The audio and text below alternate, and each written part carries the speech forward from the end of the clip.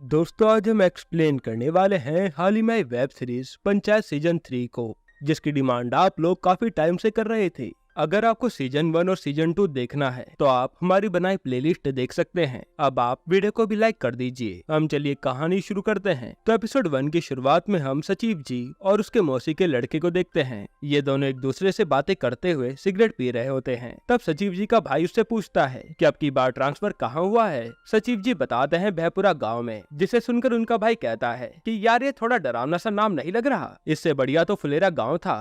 फिर उसका भाई पूछता है कि अच्छा तेरी तैयारी कैसी चल रही है। सचिव जी जवाब देते हैं बहुत बढ़िया। इसके बाद सीन शिफ्ट होता है फुलेरा गांव में, जहां हम नए सचिव को आते हुए देखते हैं। और जब वो पंचायत ऑफिस पहुंचता है तो वहां ताला लगा हुआ देखकर वो प्रधान को फोन करता है, लेकिन प्रधान जी और विकास दोनों ही उसका फोन नहीं उठाते। दूसरी तरफ हम प्रधान जी को देखते हैं, जो विकास को कहते हैं कि विकास जरा ऑफिस में चक्कर लगाकर देख के आओ, वो नया सचिव कर क्या रहा है। तभी मंजू देवी प्रधान जी से कहती है कि क्यों पंगा ले रहे हो, करने दीजिए ना ज्वाइनिंग नए सचिव को। जिस पर प्रधान जी कहते हैं कि अगर इस नए सचिव ने ज्वाइनिंग कर ली तो हमेशा के लिए सचिव जी का पत्ता कट हो जाएगा। यानी ये सब सचिव जी के लिए इस नए सचिव को ज्वाइनिंग करने से रोक रहे हैं। वहीं वो नया सचिव रास्ते में घूमते हुए भूषण और विनोद से टकरा जाता है। तो भूषण उससे पूछता है कि भाई साहब आप कौन हैं, जिस पे वो बताता है कि मैं इस गांव का नया सचिव हूँ और इस गांव में चल क्या रहा है, मुझे ज्वाइनिंग करनी है पर अभी तक पंचायत ऑफिस का ताला नहीं खुला। जिस पे भूषण उसे भड़काने लगता है कि यहाँ पुराने वाले सचिव के जाने के बाद से ही वो पंचायत ऑफिस नहीं खुला और तुम्हारी औकात ही क्या है प्रधान के सामने। जिस पर सचिव भड़क जाता है और कहता है कि मैं कोई छोटा मोटा सचिव नहीं हूँ, मेरे सर पर विधायक जी का हाथ है। तभी वहाँ पर विकास आता है और नया सचिव उसे देखकर पूछने लगता है कि भाई साहब तुम ताला क्यों नहीं खोल रहे हो, अगर तुमने ताला नहीं खोला तो मुझसे बुरा कोई इंसान नहीं होगा। लेकिन विकास बिना कुछ भी कहे वहाँ से बाइक मोड़कर चले जाता है और नया सचिव पीछे से चिल्लाता हुआ कहता है कि अब तो मैं ताला तोड़कर अंदर घुसूंगा। तब भूषण उसे और भी भड़काते हुए कहता है कि तुम्हारे यहाँ पर कोई भी नहीं सुनने वाला, तो ये लो हथौड़ा और जाकर तोड़ दो ताला। ये सुनकर पहले तो वो हिचकिचाने लगता है, लेकिन भूषण के बार बार कहने पर वो ताला तोड़ने के लिए जाता है और भूषण और विनोद दूर खड़े होकर ये नजारा देख रहे थे। इधर विकास प्रधान जी को आकर बताता है कि उसने दरवाजा तोड़ने की धमकी दी है, क्या करूं, प्रहलाद चाचा को ले जाऊं। जिस पर प्रधान जी सोचते हुए कहते हैं कि चलो ले जाओ, लेकिन ध्यान रखना प्रहलाद सिर्फ समझाए, मारपीट पर ना उतर आए, और अगर प्रहलाद ने ज्यादा दारू पी रखी होगी तो उसे लेकर मत जाना। तब विकास कहता है कि आजकल उनका पता ही नहीं लगता कि उन्होंने ज्यादा पी रखी है या कम। तभी वहाँ मंजू देवी आती हैं और विकास को खाना देते हुए कहती हैं कि इसे प्रहलाद को दे देना, और कहती है कि आपके और उस सचिव के बीच जो भी गड़बड़ चल रही है उसके बीच में प्रहलाद को बिल्कुल मत लाना। उस टाइम पर प्रधान जी मंजू देवी को तो मना कर देते हैं, लेकिन विकास वहाँ से सीधा प्रहलाद के पास पहुँचता है। तब हम प्रहलाद को देखते हैं जो अपने बेटे के गुजर जाने के बाद गम में नशे में पड़ा होता है। विकास उसके पास जाकर उसे जगाता है और उसे खाना खाने के लिए कहता है। फिर जैसे प्रहलाद टिफिन खोलने लगता है, इतनी देर में विकास प्रहलाद को बता देता है कि नया सचिव ज्वाइनिंग करने आया है और वो ताला तोड़ने वाला है। ये सुनकर प्रहलाद को बहुत गुस्सा आता है, जिसके बाद ये दोनों बाइक पर बैठकर सीधा ऑफिस पहुंच जाते हैं। इधर भूषण और विनोद इन्हें देखकर दूर से ही मजे ले रहे थे और एक दूसरे से कहते हैं कि भैया अब मजा आएगा। फिर पंचायत ऑफिस आने के बाद प्रहलाद खाना खाने लगता है और सचिव को कहता है कि तुम ताला तोड़ते रहो और विकास जब तक हम खाना खा रहे हैं तुम एक बढ़िया सा बांस ले आओ और आगे से उसे थोड़ा नुकीला रखना। अब इसके बाद हम विधायक को देखते हैं, जिसने अपने घर में संगीत का कार्यक्रम रखा था और विधायक अपनी बेटी के साथ बैठा होता है। तभी वो अपनी बेटी से पूछता है कि बेटिया हम इस अपने नए घोड़े का क्या नाम रखें। उसकी बेटी कहती है सितारा रख दीजिए और विधायक उस घोड़े का नाम सितारा सिंह रख देते हैं। तभी विधायक का चेला उसे बताता है कि जो आपने सचिव फुलेरा गाँव में भेजा था उसे वहाँ का प्रधान ज्वाइनिंग करने नहीं दे रहा। ये सुनकर विधायक का खून खोल जाता है और वो तुरंत गाड़ी निकलवाता है और कहता है कि आज चलो पूरे गांव वालों को मिलकर मारेंगे। जिस पर उसका चेला उसे समझाता है कि विधायक जी जरा जरा सी बातों के लिए आप कहां जाएंगे, आप बस डीएम मैडम को कंप्लेन कर दीजिए, बाकी वो देख लेंगी। और विधायक डीएम मैडम को कंप्लेन कर देता है। जिसके बाद हम प्रधान जी को देखते हैं, जिसके पास डीएम मैडम का फोन आता है। तब प्रधान जी मंजू देवी की बात करवाता है और डीएम मैडम मंजू देवी को काफी बुरी तरीके से हड़का देती हैं कि तुम्हारे ऑफिस में चल क्या रहा है। मंजू देवी कहती कि क्या चल रहा है मैडम, कुछ भी तो नहीं।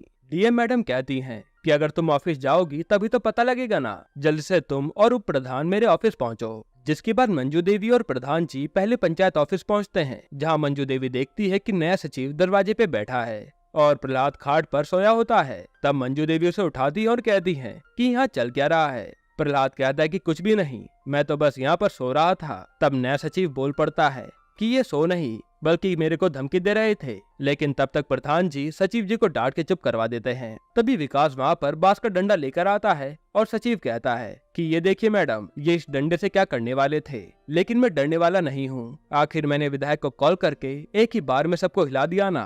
तब मंजू देवी उसे सुनाकर चुप करा देती है। इसके बाद हम सचिव जी को देखते हैं जो अपनी प्रिपरेशन कर रहे होते हैं। तभी उसे व्हाट्सएप पर रिंकी का मैसेज आता है जिसमें रिंकी ने कहा था कि आपके ट्रांसफर रोकने के लिए यहाँ पर लड़ाई चल रही है, लेकिन सचिव जी उस पर कोई रिप्लाई नहीं देते। इधर मंजू देवी और प्रहलाद डीएम ऑफिस में बैठे होते हैं, जहां डीएम मैडम कह रही होती हैं कि आप क्यों विधायक से पंगा ले रही हैं, चुपचाप नए सचिव को ज्वाइनिंग करा दीजिए। जिस पर प्रहलाद कहता है कि नहीं मैडम, अगर ज्वाइनिंग करेंगे तो पुराने सचिव जी ही करेंगे, वरना विधायक का तो कोई भी चेला हमारे गाँव में ज्वाइनिंग नहीं कर पाएगा, और अगर करने की कोशिश करेगा तो मैं उसके हाथ पैर तोड़ दूंगा। ये कहकर वो ऑफिस से बाहर चले जाता है। फिर डीएम मैडम मंजू देवी को समझाते हुए बाहर आती हैं कि जरा प्रहलाद को समझाइए, बेकार में दुश्मनी मोल मत ले, वो विधायक वैसे भी बहुत गंदा आदमी है। अब यहाँ से ये सब सीधा पंचायत ऑफिस पहुँचते हैं, जहाँ वो सचिव अभी भी बैठा होता है और मंजू देवी उससे कहती है कि यहाँ पर आपको बस काम से मतलब रखना है, फालतू किसी के मामले में टांग नहीं अड़ानी। यानी मंजू देवी उसकी ज्वाइनिंग करवाने वाली है।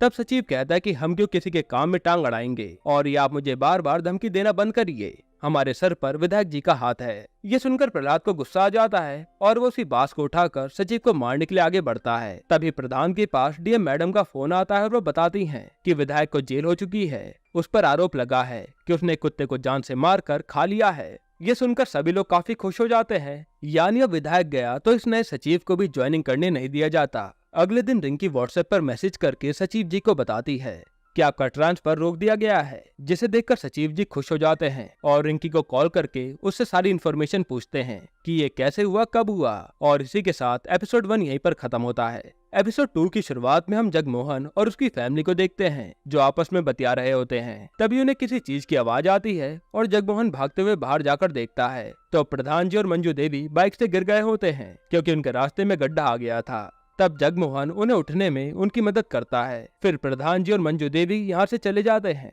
जिसके बाद हम सचिव जी को देखते हैं जो गांव में वापस आ गए थे और हैंडपंप से नहाने के लिए बाल्टी भर रहे होते हैं। तभी वो भूषण को देखते हैं और उससे कहते हैं कि आपका हथौड़ा अंदर रखा हुआ है, जाकर ले लीजिए, और आपके और मेरे बीच कोई दुश्मनी नहीं है। मैं यहाँ पर अपनी नौकरी करने आया हूँ तो मुझे शांति से नौकरी करने दीजिएगा।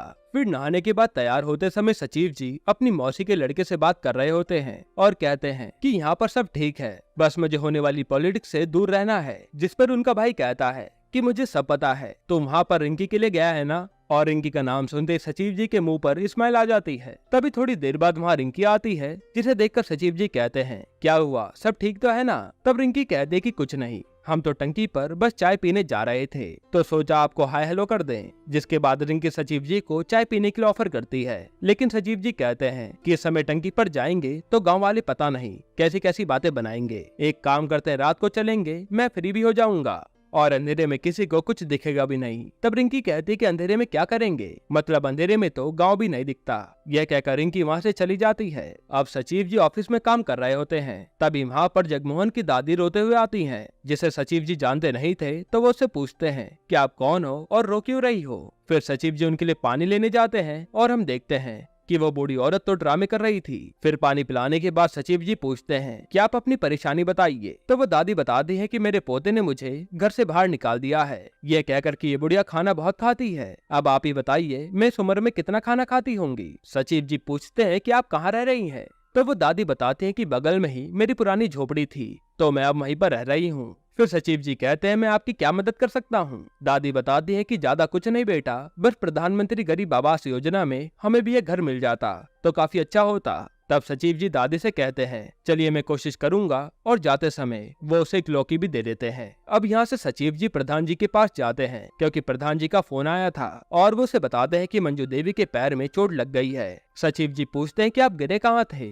प्रधान जी बताते हैं वहीं जगमोहन के घर के सामने। तो सचिव जी कहते हैं ये वही जगमोहन है क्या जिसकी एक बूढ़ी दादी है। प्रधान जी कहते हैं हाँ, लेकिन आप उन्हें कैसे जानते हैं। सचिव जी बताते हैं कि उसकी दादी आज प्रधानमंत्री गरीब आवास योजना से घर मांगने के लिए आई थी। जिस पे मंजू देवी कहती हैं कि उन्हें क्यों मिलेगा घर, उनका घर तो पहले से बना हुआ है। सचिव जी कहते हैं कि जगमोहन ने अपनी दादी से लड़ाई करके उन्हें घर से बाहर निकाल दिया है, लेकिन मंजू देवी बताती हैं कि जब सवेरे हम गिरे थे तब वो तो अपने पोते के साथ ही थी, जिसपे प्रधान जी कहते हैं कि ये क्या नौटंकी चल रही है, सचिव जी जरा चेक करके आइए। इसके बाद सचिव जी निकल ही रहे होते हैं, तभी वहाँ विकास आ जाता है और सचिव जी से पूछता है कि आपने प्रहलाद चाचा को देखा है क्या। सचिव जी मना कर देते हैं। तब विकास बताता है कि पता नहीं वो कहाँ चले गए, एक दिन से गायब है। फिर सचिव जी थोड़ा सोचते हैं और कहते हैं कि कहीं निकल गए होंगे घूमने फिरने। वैसे जगमोहन का घर कहाँ है, जिसके बाद ये दोनों वहाँ चले जाते हैं। अब यहाँ वो बूढ़ी दादी सही में झोपड़ी में रह रही होती है और जगमोहन अपने ही घर के दरवाजे पर खड़ा होता है,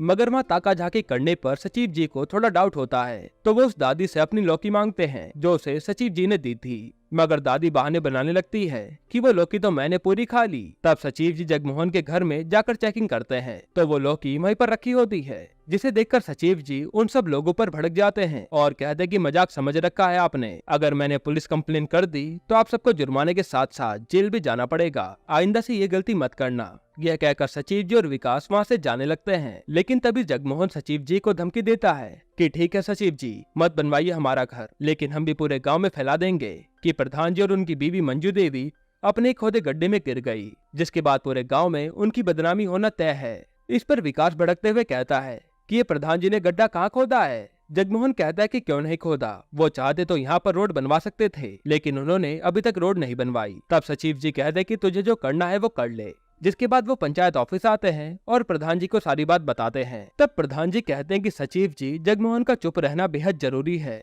तो उसे पक्का घर दे दीजिए। लेकिन सचिव जी उसे देने से मना करते हैं और कहते हैं कि अगर मैं पकड़ा गया तो मेरे ऊपर कार्रवाई हो सकती है, और वैसे भी अगर किसी को पता लग भी गया कि आप और मंजू देवी गड्ढे में गिर गए थे तो इससे क्या ही हो जाएगा। अगर आपसे कोई पूछे कि रोड क्यों नहीं बनवा पा रहे हो तो कह देना जब अभी विधायक ही नहीं है तो रोड कहाँ से बनवाएंगे। तब विकास कहता है कि ये सब तो ठीक है, लेकिन बात फैलने पर प्रधान जी की बेइज्जती हो सकती है। प्रधान जी कहते हैं कि सचिव जी कुछ न कुछ तो करना होगा, इलेक्शन सर पर है। तब सचिव जी कहते हैं कि इसमें मैं क्या करूं, मैं तो यहाँ गलत ही आ गया दोबारा से यहाँ फंसने के लिए। अब ये सुनकर प्रधान जी गुस्सा होकर यहाँ से चले जाते हैं और घर पहुँचने पर प्रधान जी के घर के बाहर एक कंपाउंडर खड़ा होता है। प्रधान जी पूछते हैं कि क्या हुआ। तब कंपाउंडर कहता है कि वो रास्ते में जगमोहन मिला था, उसने कहा कि मंजू देवी के पैर में चोट लगी है। तब प्रधान जी उसे वहाँ से गुस्से में भगा देते हैं कि ऐसा कुछ भी नहीं हुआ है। फिर शाम को प्रधान जी मंजू देवी को लेकर सचिव जी के पास पंचायत ऑफिस आते हैं तो मंजू देवी सचिव जी से कहती है कि आप ये काम करवा दीजिए, आप पर कोई भी आंच नहीं आएगी। सचिव जी कहते कि ऐसे कैसे आंच नहीं आएगी, भूषण से लेकर विधायक तक मेरे पीछे पड़े हुए हैं। तब प्रधान जी कहते हैं कि वैसे भी कुछ नहीं होगा, वो बुढ़िया तो अलग झोपड़ी में रह रही है। तब मंजू देवी कहती है कि अगर वो ड्रामा कर रही हैं तो उन्हें कह देना कि अब उन्हें ये ड्रामा असलियत में करना होगा, तभी उन्हें घर मिलेगा। विकास कहता है कि मगर अभी तक उन्हें लड़ता हुआ किसी ने देखा नहीं है तो सबूत कौन देगा। फिर मंजू देवी कहती कि ठीक है, उन्हें कह दीजिए कि उन दोनों दादी पोते को पूरी भीड़ के सामने लड़ना होगा, तभी उन्हें घर मिलेगा और किसी को शक भी नहीं होगा। इसके बाद सचिव जी और विकास जगमोहन को समझाने जाते हैं कि तुम्हें अपनी दादी से लड़ना पड़ेगा। जगमोहन कहता है कि मैं अपनी दादी से नहीं लड़ सकता, जिस पर सचिव जी कहते हैं कि अब ये कहानी तुमने बनाई है तो फिर इसे भुगतो, और वैसे भी तुम्हें घर चाहिए या नहीं ये तुम्हें डिसाइड करना है। तब जगमोहन ये करने के लिए मान जाता है और थोड़ी देर बाद वो लड़ाई करते हुए अपनी दादी को घर से बाहर निकालकर झोपड़ी में फेंक देता है, जिसे 4-5 लोग देख लेते हैं। अब सुबह जगमोहन ने ये तो कर दिया था, लेकिन रात को जगमोहन को ये सब सोचकर काफी दुख हो रहा था कि उसने अपनी दादी को घर से निकाल दिया। इधर सचिव जी जगमोहन की दादी का नाम गरीब आवास योजना में डाल देते हैं और चाय बनाकर पीने लगते हैं। तभी वो खिड़की से टंकी को देखते हैं और सोचते हैं कि क्यों न टंकी पर जाकर चाय पी जाए। फिर वो टंकी की ओर चाय लेकर जाने लगते हैं। तभी माँ उसे रिंकी आती हुई दिखती है और वो भी चाय पीने आई थी। उसी टाइम इन दोनों को टंकी के ऊपर से प्रहलाद आता हुआ दिखता है, जिसने काफी ज्यादा पी रखी थी।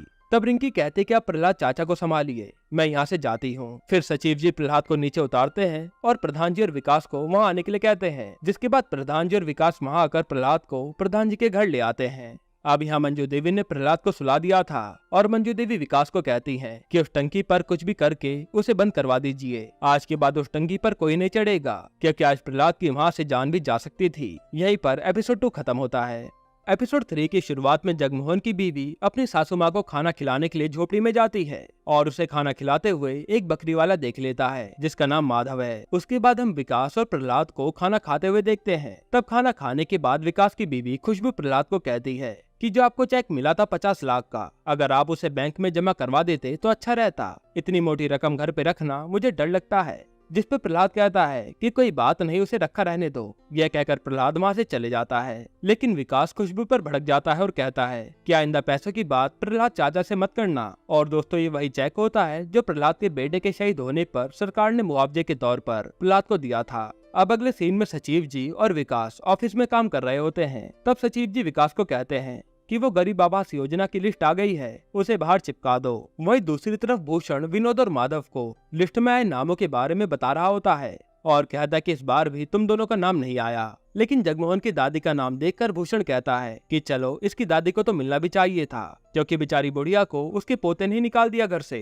लेकिन तभी माधव कहता है कि क्यों मिलना चाहिए था, मैंने तो आज ही जगमोहन की बीवी को उस बुढ़िया को खाना खिलाते हुए देखा था। जिसके बाद भूषण सीधा सचिव जी के पास पहुंचता है और कहता है कि सचिव जी, जगमोहन की दादी का नाम गरीब योजना में क्यों आया है, जबकि उनका तो पक्का मकान है। तो सचिव जी कहते हैं कि जगमोहन ने अपनी दादी से लड़ाई करके उन्हें घर से बाहर निकाल दिया था, इसलिए उसकी दादी ने अपना नाम इस योजना में लिखवा दिया।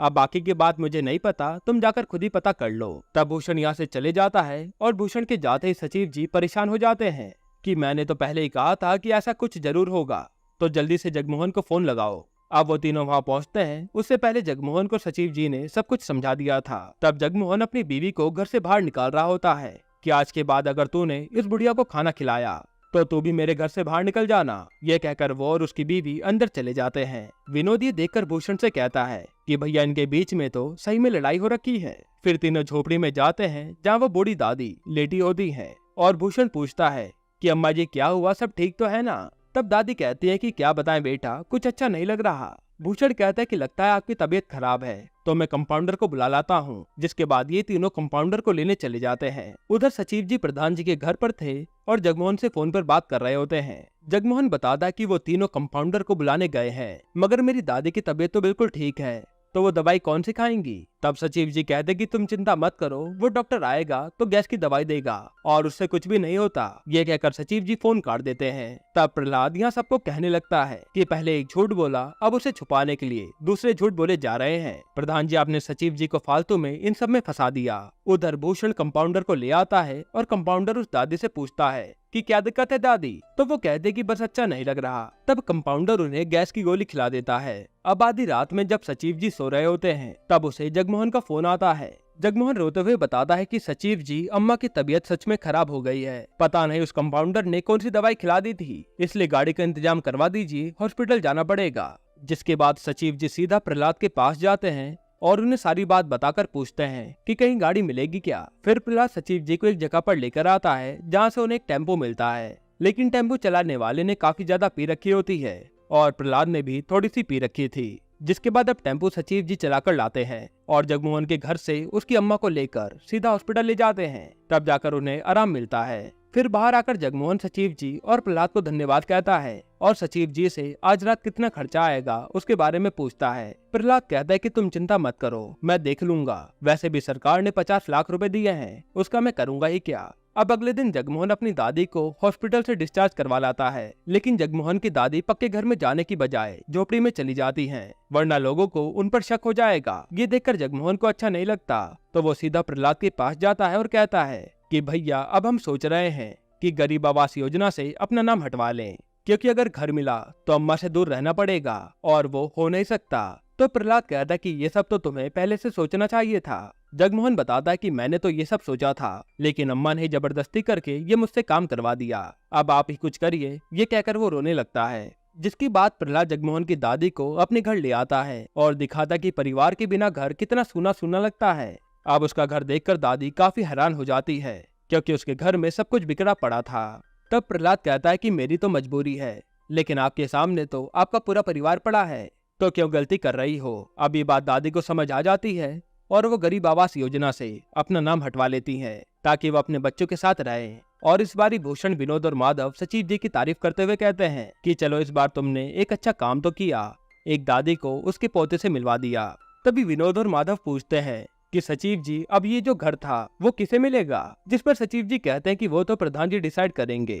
यहीं पर एपिसोड 3 खत्म होता है। एपिसोड 4 की शुरुआत में हम देखते हैं कि पंचायत ऑफिस में आज एक मीटिंग बिठाई जाती है और मीटिंग शुरू होने से पहले सचिव जी मंजू देवी को समझा रहे होते हैं कि सभी लोगों को बता दीजिए कि अभी विधायक की पोस्ट खाली है, तो जब तक विधायक ही नहीं रहेगा तो रोड का काम चालू नहीं हो पाएगा। प्रहलाद भी प्रधान जी को कहता है कि सचिव जी एकदम सही कह रहे हैं, जिस पर प्रधान जी थोड़ा गुस्से में होकर प्रहलाद को बोलते हैं कि तुम ही सबको बता देना, वैसे भी आजकल हम लोगों से ज्यादा लोग तुम्हारी सुन रहे हैं। तभी विकास आता है और कहता है कि चलिए मीटिंग शुरू हो गई है। अब मीटिंग के बीच में वहाँ भूषण आ जाता है और चिल्लाते हुए बोलता है कि प्रधान जी आपने ये अच्छा नहीं करा, जगमोहन की अम्मा वाला घर भी आपने फुलेरा पश्चिम में दे दिया है। तब पंचायत वार्ड के मेंबर पूछने लगते हैं कि भूषण भाई आखिर हुआ क्या, और भूषण बताता है कि गरीब आवास योजना में टोटल 12 घर सरकार ने बनाने के लिए कहा था, जिसमें से 7 घर इन्होंने फुलेरा पश्चिम में दिए थे और 4 घर फुलेरा पूर्व में और 1 घर जगमोहन की अम्मा को दिया था। लेकिन जगमोहन की अम्मा वाला घर अब रद्द हो चुका है, तो उन्होंने वो घर भी फुलेरा पश्चिम में दे दिया। कायदे से तो वो घर फुलेरा पूर्व वालों को मिलना चाहिए था। तभी विनोद कहता है कि प्रधान जी खुद पश्चिम साइड के हैं ना, इसलिए पश्चिम फुलेरा वालों की मदद करते रहते हैं। फिर भूषण रोड की बात खोल देता है, तब प्रधान जी गुस्से में कहते हैं कि अभी विधायक नहीं है तो रोड के लिए फंड कौन देगा। भूषण कहता है यानी विधायक नहीं होगा तो रोड कभी नहीं बनेगा, जिस पर सभी वार्ड मेंबर्स बातें बनाने लगते हैं और इस बात का प्रधान जी और मंजू देवी पर कोई जवाब नहीं था। तब भूषण सभी वार्ड मेंबर्स को और भी भड़काने लगता है कि इस प्रधान ने हमारे गाँव के लिए करा कुछ भी नहीं है और ऊपर से विधायक से हमारी दुश्मनी करवा दी, वो भी सचिव के लिए। फिर वो सबको बताता है कि विधायक को बेल मिल चुकी है और इस इलेक्शन में उसकी बीवी विधायक की जगह पर खड़ी होगी और उनका जीतना तय है। फिर वो कहता है कि मैं गांव वालों से विनती करता हूं कि इस बार इलेक्शन में हमें प्रधान को बदलना ही होगा। यह कहकर भूषण वहां से चले जाता है और भूषण की इन्हीं बातों को सुनकर सबका मुंह उतर जाता है। वहीं अगले सीन में हम विकास को देखते हैं, जिस पर किसी का फोन आ रहा होता है। तब उसकी बीवी पूछती है कि क्या हुआ। वो बताता है कि आज वीडियो के बाहर तनख्वाह बढ़ाने के लिए धरना है, लेकिन मेरा जाने का मन नहीं कर रहा। तब खुशबू कहते कि हाँ आप प्रधान जी की चिंता में लगे रहो, लेकिन वो तो पैसे वाले लोग हैं, बाद में उन्हें कोई दिक्कत नहीं होगी। तभी विकास भड़क जाता है कि तुम बार बार पैसे पर क्यों आ जाती हो। तब उसकी बीवी उसे प्यार से समझाती है कि अभी हमें भले कोई दिक्कत ना हो, लेकिन आगे जब हमारा बच्चा होगा तब तो हमें पैसों की जरूरत पड़ेगी। जिसके बाद विकास धरने पर चले जाता है। अब इधर सचिव जी जब खाली होते हैं तो वो रिंकी को फोन करके पूछते हैं कि प्रधान जी क्या कर रहे हैं। रिंकी बताते हैं कि पापा और मम्मी का आपस में झगड़ा हो रहा है और मैं थोड़ी देर में बाजार जाने वाली हूँ ताकि थोड़ा घूम फिर सकूं और इस झगड़े से दूर रहूं। सचिव जी पूछते हैं कि किसके साथ जा रही हो। रिंकी कहती कि शायद पैदल जाऊंगी। तो सचिव जी कहते कि चलो मैं तुम्हें ले चलता हूँ और रिंकी उनके साथ जाने के लिए मान जाती है।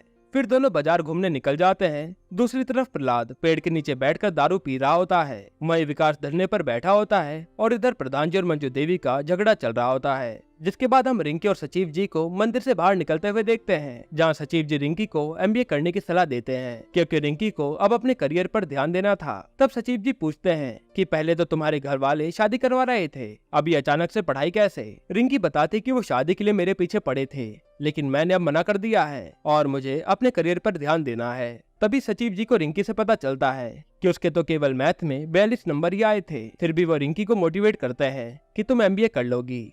इसके बाद हम भूषण, उसकी बीवी, विनोद और माधव को तैयार देखते हैं, जो कि विधायक से मिलने जा रहे थे। फिर विधायक के घर पहुंचने पर पहले तो विधायक का चेला उन्हें अंदर जाने नहीं देता। तब भूषण कहता है कि हम फुलेरा गांव के प्रधान से बदला लेना चाहते हैं, जिसके बाद छुट्टन उन्हें अंदर जाने देता है। अब विधायक भूषण और उसकी पत्नी से पूछता है कि क्या तो मंजू देवी को इस बार हरा दोगी। क्रांति देवी कहती है कि अगर आपका सहयोग रहा तो पक्का उसे हरा देंगे और विधायक उनकी प्लानिंग पूछता है। भूषण बताता है कि पहले तो हम आपके और फुलेरा गांव के बीच समझौता करवाएंगे और उसके बाद आपको इलेक्शन जीतकर विधायक बनने के बाद फुलेरा गांव की रोड बनवानी होगी और इसका आश्वासन गाँव वालों को अभी देना होगा। तब विधायक कहता है कि अच्छा तो ये सब करके तुम बड़े नेता बन जाओगे, लेकिन बदले में मुझे क्या मिलेगा। भूषण कहता है कि बदला, वो भी उस प्रधान से जिसने आपकी बेइज्जती की थी। ये सुनकर विधायक भूषण और उसकी पत्नी का साथ देने के लिए तैयार हो जाता है। फिर शाम को ऑफिस में विकास सचिव जी को बता रहा होता है कि आज मैं धरने पर गया था, लेकिन वहाँ जाने का कोई फायदा नहीं है। सरकार का जब मन करेगा वो सैलरी तभी बढ़ाएगी। जिस पर सचिव जी कहते हैं कि हाँ भाई ऐसा ही होता है, मैं तो कह रहा हूँ तो अपना एक अलग बिजनेस खोल ले। तभी वहाँ प्रहलाद आ जाता है और पूछता है कि किसी ने प्रधान जी का हालचाल लिया या नहीं, लेकिन कोई कुछ भी नहीं बोलता। फिर रात को प्रधान जी गुस्से में छत पर बैठे होते हैं तो रिंकी उन्हें खाना खाने के लिए बुलाती है, पर वो नीचे नहीं जाते। तभी व्हाट्सएप ग्रुप पर सबका हाई मैसेज आता है, यानी आज रात को इनकी महफिल लगने वाली है।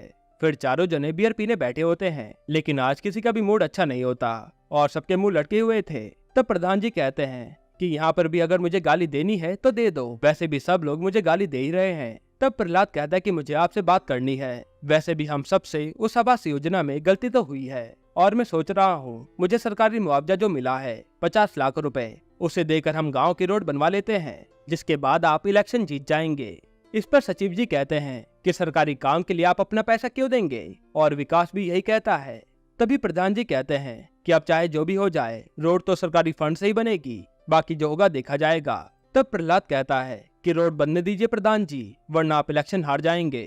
प्रधान जी चौंक के कहते हैं कि कैसे हार जाएंगे इलेक्शन, तुम तो हमारे साथ हो ना। जिस पर प्रहलाद कहता है कि नहीं, हम नहीं है, इस बारी हम इलेक्शन नहीं लड़ेंगे, क्योंकि गांव वालों को लगता है कि हम अपने शहीद बेटे के पीछे अपनी गलतियों को छुपा रहे हैं, और इससे अच्छा तो हम इलेक्शन लड़े ही ना। तभी ये लोग भूषण और उसके साथियों को विधायक के पास से आता हुआ देखते हैं। यहीं पर एपिसोड 4 खत्म होता है। अब दोस्तों इसके आगे के एपिसोड्स हम कल ही एक्सप्लेन कर देंगे, क्योंकि वीडियो बहुत लंबी हो रही थी। बस आप कमेंट में पार्ट 2 लिख दीजिएगा। बाकी अगर आपको हाल ही में आई एक कमाल की मूवी देखनी है तो आप ये वीडियो देख लीजिए।